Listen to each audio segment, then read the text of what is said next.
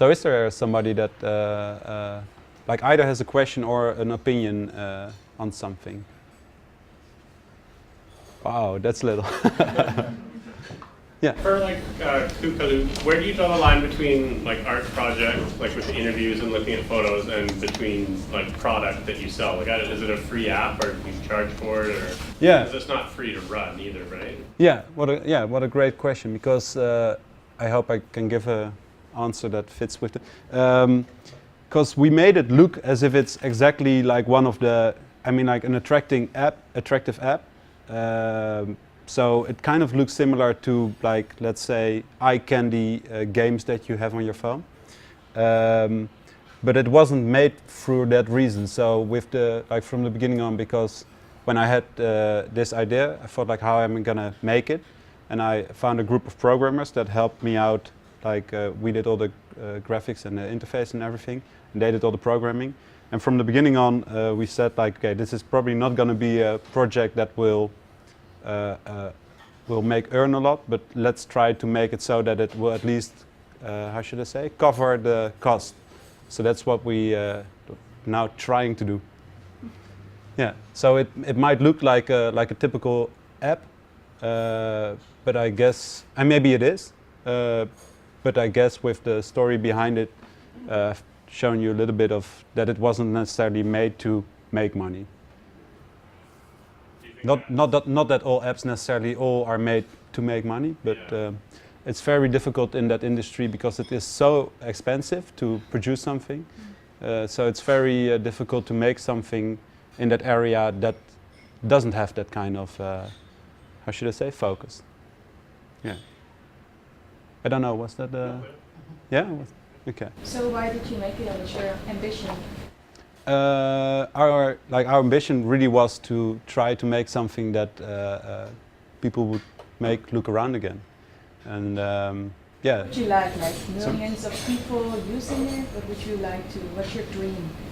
I think the images that come out of it are like what. That's the one thing that are like kind of our dream. Yeah. My dream. Our dream. Yeah. Yeah.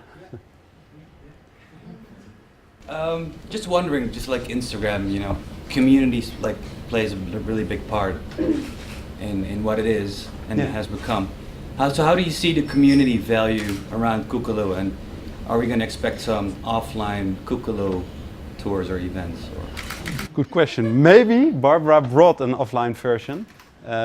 She didn't? Oh. Okay. Well, we made an offline version. So, because the thing is, it's all about looking around, and I mean, you don't need your phone, of course. The opposite, you don't need your phone. So we made a version that you can play directly, which is basically just a card with a hole in it. And then also, a lot of people started asking if there will, there will be made an Android version, but probably there won't. Well, in a way, we are trying to make a round sticker from the back of your Android, and then you can just use the camera function and look around. But your question was about the community. Yeah, we made an algorithm that after you found like something round, will show you 4 images from random people, which is an algorithm that combines both people that are nearby and people that are really far away. So they look like random images, but there is a sort of an idea of how you maybe can find something round nearby, because you see what other people kind of discovered, and then you find out that like a round thing in a different country can be a really different thing as well.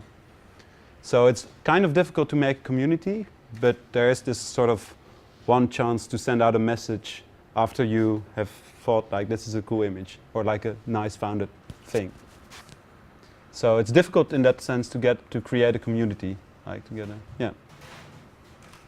Will there be squares or triangles? Yeah, there are. Oh, there are. Yeah, there are. Yeah. Yeah. Yeah. Yeah, we just thought after a while, like it's kind of difficult to tell that kind of more broader. So we just thought, like, let's start with round things that everybody can sort of easily find.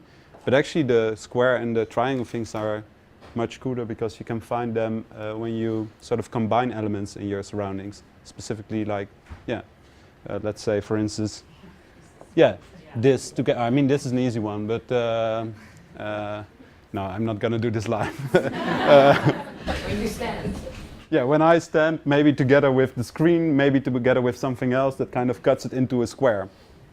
So that's that's nice. And then we also made missions that sort of lure you into physically move as well. So there's a mission, for instance, that when you take a picture, you have to move a certain distance before you can take another one. Yeah. So it's not only circle things. And then the thing, because is like after a while, of course, you should be done with seeing shapes in your surroundings. It's just a thing that is sort of temporarily giving you a new perspective. And after a while, either we or somebody else or yourself, that would be best, like comes up with, hey, this is a new perspective on something that I saw. What else is there to find? Have you, on your journey, have you discovered other apps that, in a sneaky manner, are to get the person to use the phone less? It's interesting. It's a dash ironic. So you also Because it seems like this app, right, is sort of get people to use their phone less, to look up. Yeah. I was wondering, have you found, are there other like app makers that are the same motive? It's interesting. Yeah, it would be nice to look at. The thing is, the difficulty is that I'm not really in that sort of a community because this happens to be an app because of the reason that like I told, like people sort of stop looking when they look at their phones. But I'm not really part of the, like maybe too little, but maybe for a reason of like just only being focused on that. So I know too little about that. Yeah. Yes. Yeah, you have this really nice thread running through all this work about really new perspective on things. These are really like free art kind of projects, and now you're running this company. So do you also think you can translate this vision to more commissioned work, or what's your ambition in that, or how do you see that? Yeah, that's something we do. We do like we used to travel every 2 months, like I told. Now we focus more on a specific theme, which right now is digital behavior. And from that topic on, we work both on these kind of projects, but also then for clients. So we've been asked to make work with, how should I say, not similar perspectives, but like a similar kind of a view for clients. And also sometimes we approach other people to say like, hey, what if you would add this to that, then maybe you would look in a whole different way to what you've been doing. So right now we're working on a client that made a very technical tool, like a software tool, and he happens to become our client because we made something else with using his tool. We used this tool in a fashion show, and he was like, hey, that's so weird, so to use it like that, so maybe you can come up with ideas, and that will actually show how our product can be applied, instead of our just technical view on our project. That's interesting. You kind of inspired him to look differently to his own product. Yeah. So first the fashion designer was a client, and now the product that we happen to use, like those people became our client. Yeah. You started your video in Tokyo, and I was wondering, do you see some cultures that really are eager to play this, and is there any surprise in the numbers that that you see? Because I know you had some press coverage globally, and I was wondering, like, are there any hotspots that really are into this game, and others that perhaps are not? Yeah, that's maybe a good question for Yuki to answer, because she has more of an insight into exactly what kind of pictures. Like, sometimes we have a screen in our office and sometimes we see them coming by, but I don't know if you have. I think we're pretty currently we're bigger in the US than here, and also in Asia it's pretty big. And the funny thing is that because we mentioned earlier that that we also have squares as well. And the funny thing is that you also see cultural differences, because a lot of plugins are square in Asia and they're round here. and plugins are like everywhere. So it's also cool to see. You see, you also have like different topics that come back really often. So yeah, Asia and the US are pretty big. So play it all so we can get big here. And remote controls are very big. Yeah, remote control. Everybody has a remote control probably next to his phone, apparently. Or like we see a lot of them coming by. Yeah. Do you make that kind of information accessible online to the users of your product? Yeah, we are trying to do that. Yeah. You go online and actually explore who's using the product and where and what shapes are popular.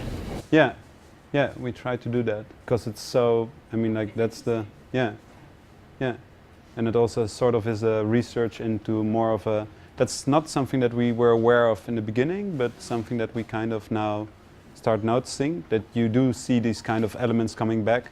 For instance, people taking pictures of what do we have in nature, like quite a lot. So it would be really nice to kind of zoom in on that, like how is it like a certain country that does that more than another, or is there like, or with the remote controls, do you see that happen to be more at in one country or in one particular time? Probably you do, like in the evening or in the morning. Yeah. So we try to do that. Yeah. It's quite a lot of work next to like the other projects we do, but yeah, it's really cool to look into. We have time for one more question. Yeah, I think you had a... I wonder where the name is coming from. Ah, okay. It's derived from the Dutch word koekeloeren, and that means to look around. So it's, yeah, koekeloeren.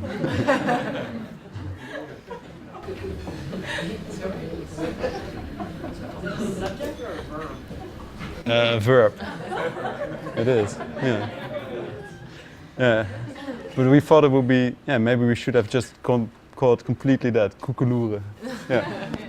Thank you all. Thank you, Daniel. Another round.